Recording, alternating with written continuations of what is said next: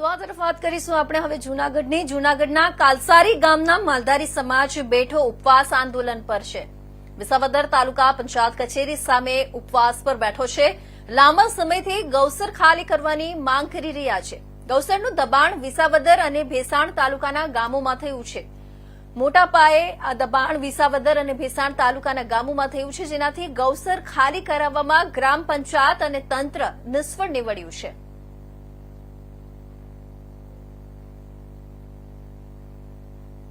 રાજાભાઈ જયસિંહભાઈ ગામ કાલસારી ત્યાંના અમે ભરવાડ સમાજમાંથી અંદર આગેવાનો અંદર આવ્યા છીએ, આપવા માટે બેઠા છે. અહીંયા તમે કયા કારણોસર બેઠા છો? ગૌસર પાછું અમારું છે છૂટું કરવા માટે બેઠા છીએ. અને આ અગાઉ ક્યારેય આ પ્રમાણે આપે ઉપવાસ કેવું કઈ કરેલું? ઉપવાસ અનેક વાર કરેલા છે. 2008થી અમે લડતા આવી છીએ.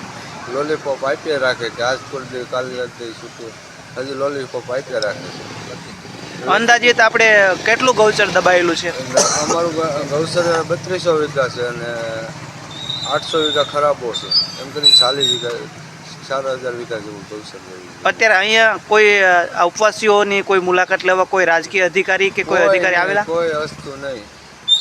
ટીડીઓ સાહેબ નથી આવ્યા, રાજ્ય નથી આવ્યા, કોઈ અમને પૂછવાય નથી આવ્યા. આપ કેટલા ટાઈમથી અહીંયા બેઠા છો? હમણાં 3 દિવસ તો ત્રીજો દિવસ થઈ ગયો અમારો પૂરો થઈ જાય.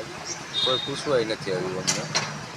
અને અમે અનેક વાર રજૂઆત કરી અને 3 વર્ષથી સખત અમારું આંદોલન ચાલુ જ છે. અમને કાંઈ અમારે લખીને આપે છે, ઉપરથી કલેક્ટર આદેશ કરે, અહીંથી લખીને આપે, પણ કાંઈ કાર્યવાહી કોઈ કરતા નથી.